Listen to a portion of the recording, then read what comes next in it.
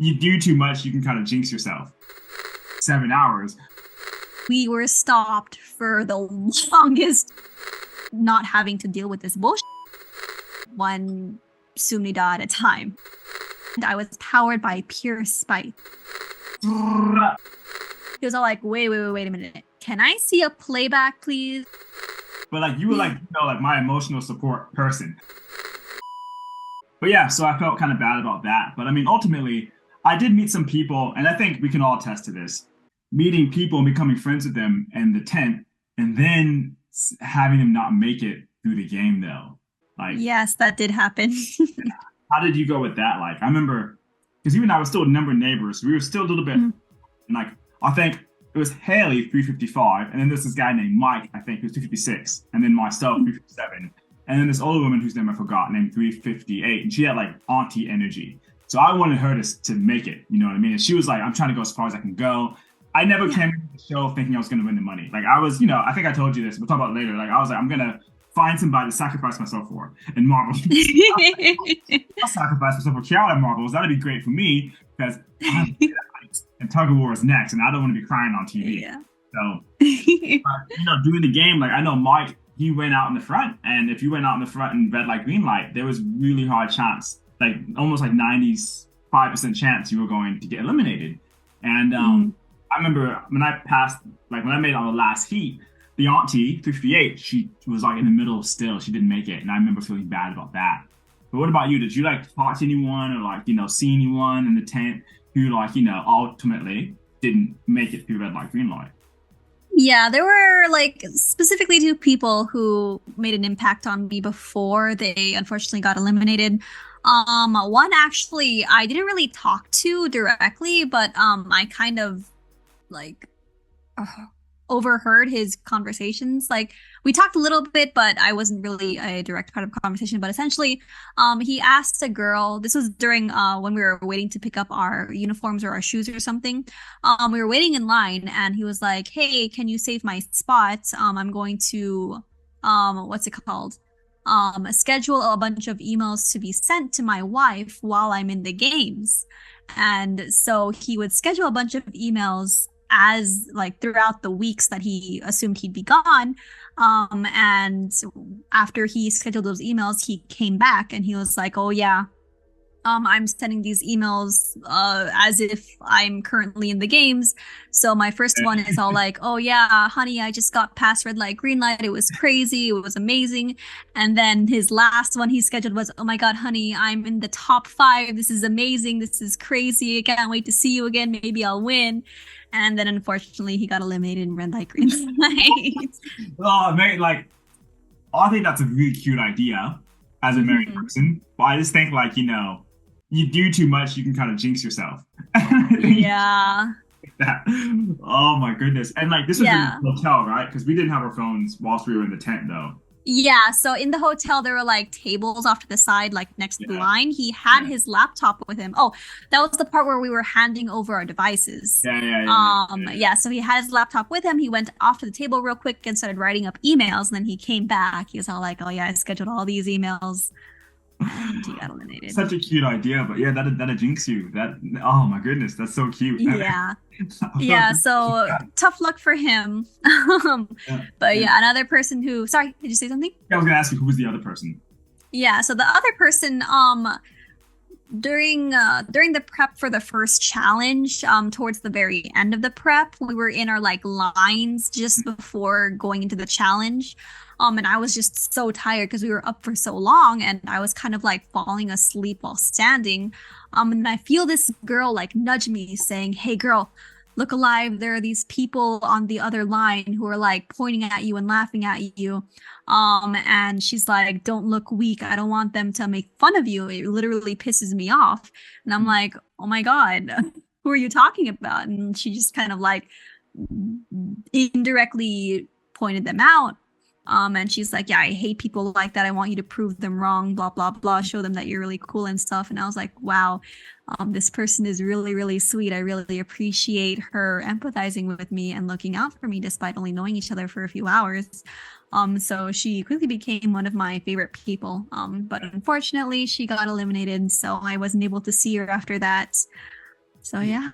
Yeah, it was tough. In fact, I want to talk a bit more about the little alliance that you and I had going with Bridget as well. Because Yes. as we're recording this, the trailer, not the trailer, but the teaser came out. And I remember when I was watching the teaser, they showed people walking into the red light, green light set, and I recognized Bridget because she's tall as hell. And I was like, I know the Amazonian. Yeah, like I think because you and I, we were together. At that point, we had been talking to Haley a bit and Madison a bit as well. But like, we had been talking to Haley a bit, but you and I, we were like, all right, let's do this, let's keep it going. And I think you and I were strategizing, and I remember like, hey, like I don't want to be like in the front of the line or whatever. And like I'm thankful that you didn't like, break off for me because I was like, I was trying to keep us both like, we could probably do this, but like, I don't want to be in the front line. And so I think you and I were talking behind Bridget, and Bridget turned around, and I think she gave us advice because we were talking about our stances or whatever. And then we were talking about, all right, and then you shared, the Sumida part of the lyrics with us. We were like, okay, cool. So we're going to stop on Sumida. We're going to do that. And then I think later on, after lunch, when we were getting ready to do the game for real, after they told us that the lyrics would be in Korean, I think you met James first, and you brought James over to us, and he taught us. Oh, no, Bridget met James. Yeah. Okay, yeah, okay. So Bridget met James, and Bridget brought James to us, and he taught us the, Piet Sumida. So in that moment, when we were, coming up with like strategies and like, stopping methods, I really thought that we had it. I was like, yeah, we got this. It'll be fine. Like I didn't know it was going to take 7 hours, but I was less worried about us getting eliminated and just like just us enduring it though. But how did you feel before the game started? Yeah, before the game started, we had our strategy, we had our stance. Like Bridget, she seemed really active, and she talked to us about what the least like energy intensive or energy consuming stances were. Yeah. So I had a lot of faith in the stance, I had a lot of faith in the strategy. And I felt really confident until it started and we stopped. And we were stopped for the longest time. And I was like, holy shit, this is going on forever. So yeah, that was when I realized, okay, this is not going to be easy at all. So, yeah, let's get into it. Because like, it was hell. Like, just to like, there's no sugarcoating it. Like, it was hell. Like, it was, obviously, I'm saying this as someone from like a first world country who moved to the first world country. I've had an admittedly sheltered life, but it was the most hellish thing I've ever gone through. Like, that I willingly signed up for. Yeah, exactly. Like it was right on the contract. Like literally you had to sign off saying, yes, I can stand still for long periods of time. So they knew what they were doing. Yeah, dude. But like, because like, I think before the game, like, you and I and Bridget were all like, all right, I was like, we haven't got to be first. You just don't have to be last. And I was last, lo and behold. But like, for me, the first two stances, I realized I was standing not the way I wanted to stand. And the first position, I was still behind the line. I remember that. Like I was like, oh crap. Like I haven't even gotten on the field yet. And I was trailing behind everyone for the whole game. And there's a point where I didn't think I was gonna make it in time. And like I would look behind the people who were, or I wouldn't look like, I'd be mindful of those who were behind me. And I was like, they're not gonna make it. Like, like they're not gonna make it. And like, yeah, it was we gotta break this whole thing down. It was bad. So yeah. Let's talk about people passing out. Let's talk about the different strategies of people, like, people running and flying on their faces to land, and people being eliminated and not wanting to leave, and the cat that you were thinking about to make it home to. Like, yes. Where were you mentally throughout, like, the 6 hours and 45 minutes that you were in the game? Yeah, so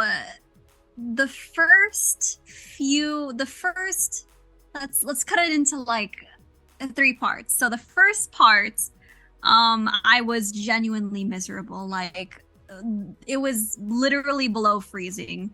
We only had what are they called? Like the heat tech, shoes, thermals, the Squid Game, like the prison slip-ons. Yeah, the slip-ons and 2 pairs of socks on. Like that sounds like a lot of layers, but the floor was just literally ice cold, and I could not feel my feet after the first few rounds.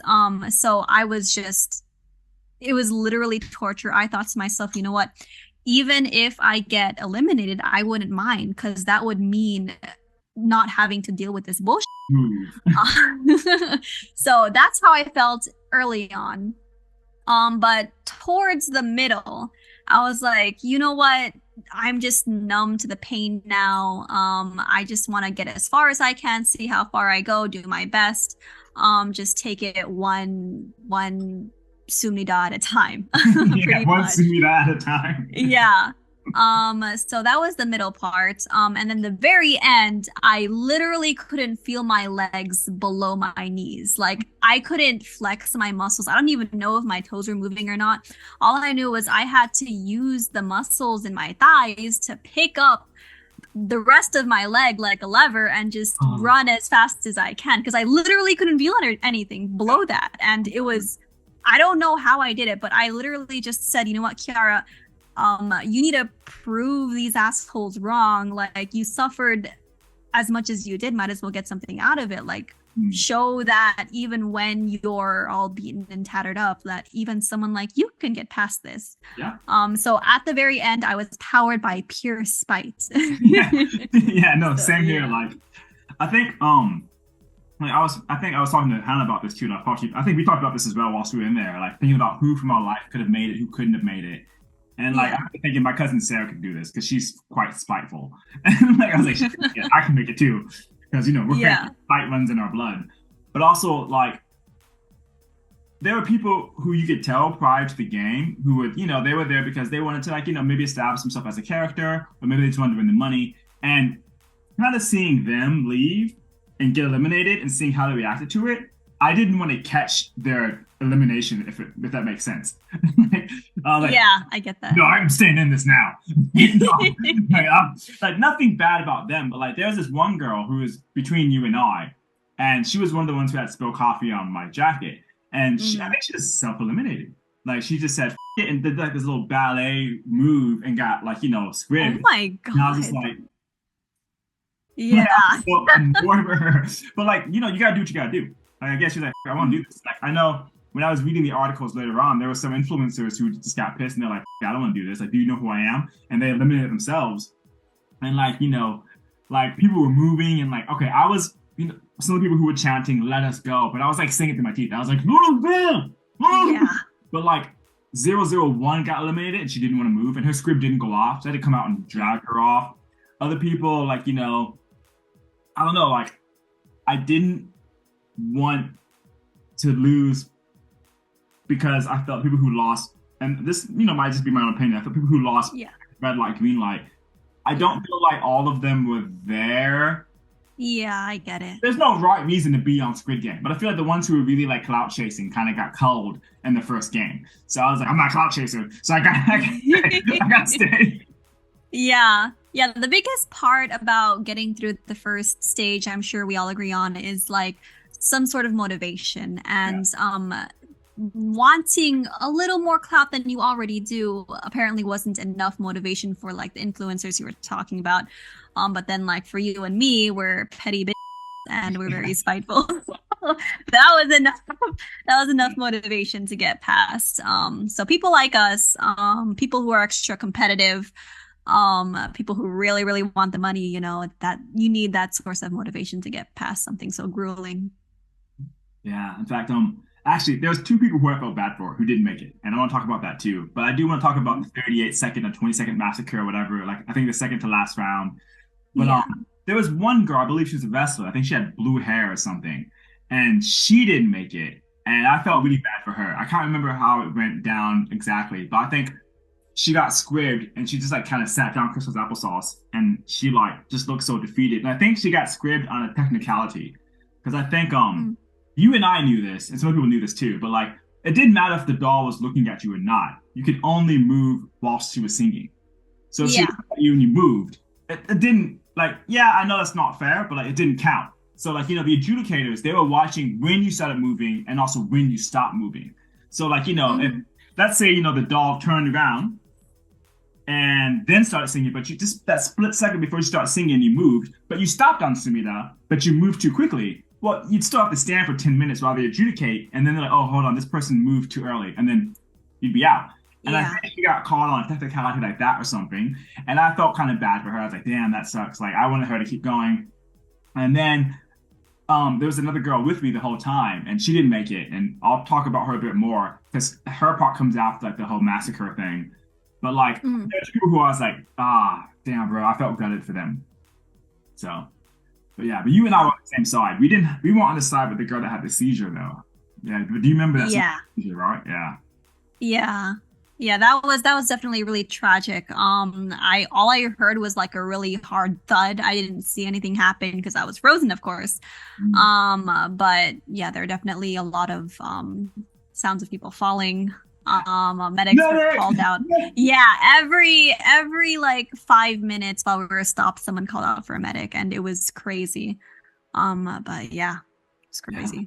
Like, I think at one point, though, I started trailing behind you guys a bit more than I had originally because my legs just were going to give out. And, like, you know, me, I'm like, I've got these long spider legs. I don't want them to be my undoing because, like, if I buckle, I'm going to fall. So I remember I sat crisscross applesauce twice.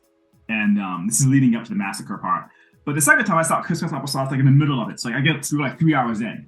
And I was just relaxing my legs. And I was like, oh, this is not bad.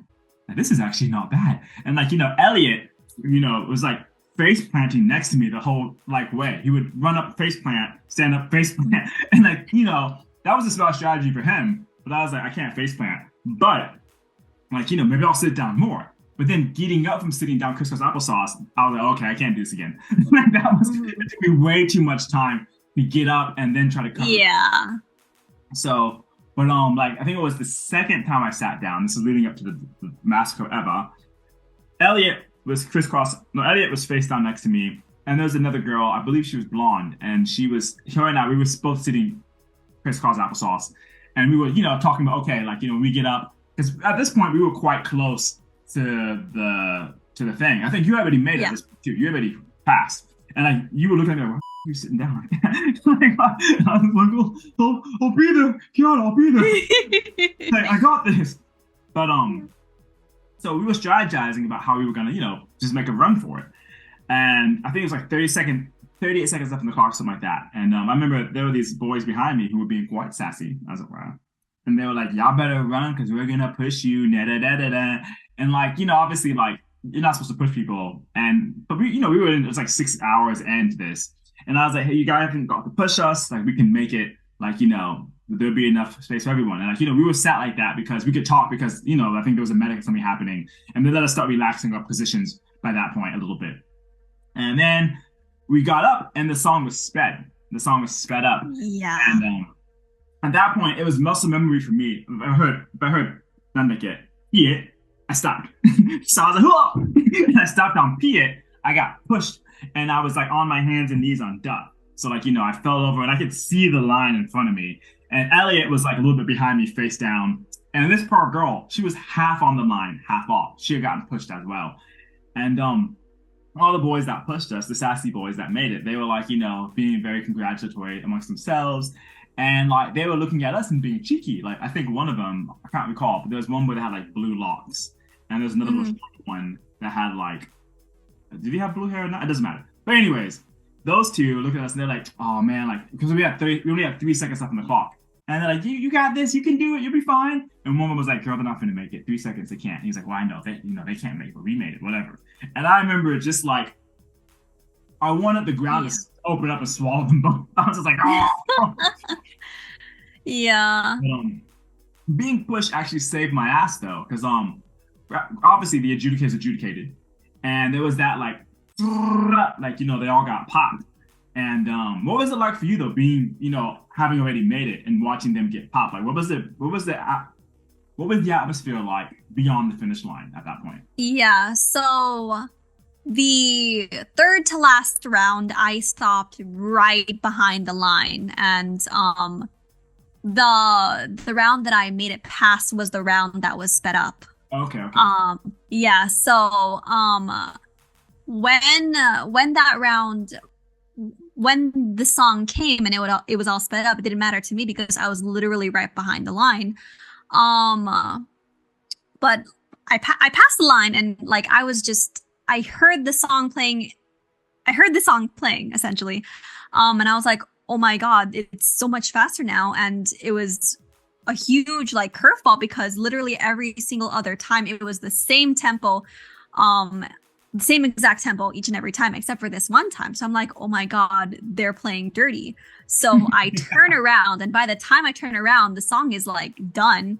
And I just see carnage, complete and utter carnage. I see people flopped over, people on the floor, people who just like are still crossing the line because they didn't expect the song to be like that fast. So when I turned around, I was not prepared to see like you on your hands and knees. Like, yeah, like I literally covered my mouth. I was like so petrified to see you just like in a terrible position and stuff, and seeing all these people being bamboozled by a dirty trick. So I was just in shock and I was confused. But yeah, like I looked up at the clock after I saw you on your hands and knees, and I saw, oh, there's still some seconds on the clock. He can still make it. So seeing everyone on the other side of the line, I'm like, hey, everyone can make it.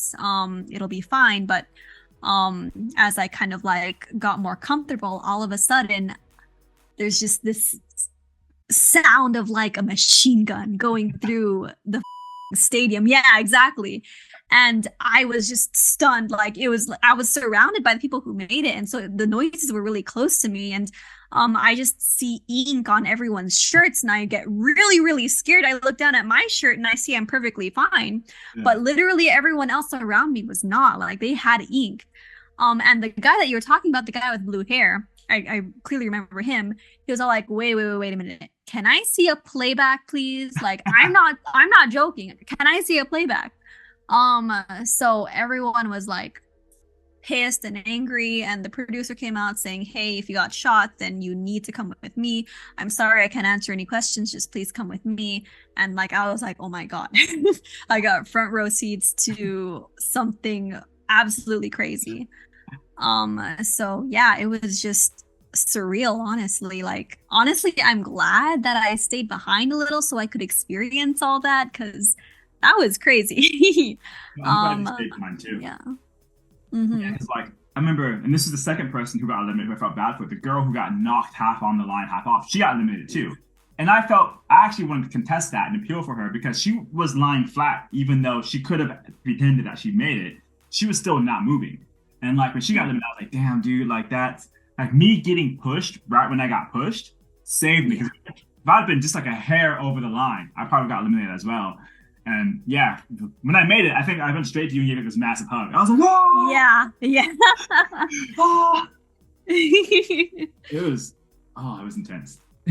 Yeah. Honestly, like I just saw with 3 seconds on the clock, I was like really scared, but then they really fortunately moved it up to 5 seconds, which I thought was necessary because it takes a while. The timer counts down right as the doll turns its head, but it doesn't start singing until a few seconds after. Yeah. So everyone really needed those extra seconds. And yeah, just seeing you cross the line was like all is good in the world, you know. Yeah. So yeah. I think for me, like that was like one of my favorite moments of the show, of my experience on the show, because like, you know, people watching it's probably going to be edited to like 5 minutes or whatever. Hopefully it'll be a cliffhanger episode, you know, to give it some justice for everyone who survived and didn't survive. Like, you know, like, they need to at least show the magnitude of how intense this was, because like, you know, at that point I'd known you for that whole day, basically from morning to like 9:30 at night. And like, yeah, like I said, like, you know, I hugged you, not because I was like, let's hug Kiara. No, I was like, made it. You know what I mean? It was like it was like a celebratory, like it was like, it was just the sheer adrenaline. Honestly, that was the moment where it was like, oh my God, all of our hard work and pain, it all paid off. And I was so happy you were there. And, you know, later on, like when we talk about like, you know, in the next episode, we talk about like, you know, the dorms and stuff and my little cry. But like, yeah, like it established like you and I think throughout the show, I was like, yo, bro, like if I'm like relying on you too much, like let me know, back off. But like you were like, you know, like my emotional support person. Like I was like, this is my person. I'll die for her. Everybody else, up, okay? Like this is the homie. Like, yeah, not to be dramatic or anything, but if anything happened to Nayo, I'll literally kill everyone in this room and then myself. Yeah, no, it was definitely like that because we had been trauma bonded through that experience. And I think, I want the people who watch the show to realize that, like, yeah, like emotions ran high throughout the whole filming of the show, but also prior to the show, emotions were running high with us being, quarantined and eating crappy food and being cold. Yeah. Oh my goodness. And I think on the way back to the hotel, because we had to actually go back to the hotel that night. We were supposed to go to the dorms afterwards, I think, but production didn't imagine taking that long. I know the guy who actually wrote Squid Game, he was there probably laughing at us. Like, look at these idiots. Didn't they learn anything from the show? Like, look at these assholes. Yeah. Why'd you voluntarily sign up for this? No. But let's actually let's wrap this episode up. This would be the first episode out of I don't know how many now, but this would be the red light green light special with Kiara. And if you guys like this video, please give us a thumbs up, give us some comments. Would you have made it? How did you feel about red light green light? Would you have not made it? Did you make it? Did you not make it? Were you there? Please comment. And if I accidentally talked any about you, my apologies, but please share your side of the story as well. So yeah, all right, we're gonna go ahead and stop this video here, but there's more coming. All right. Bye-bye. All right.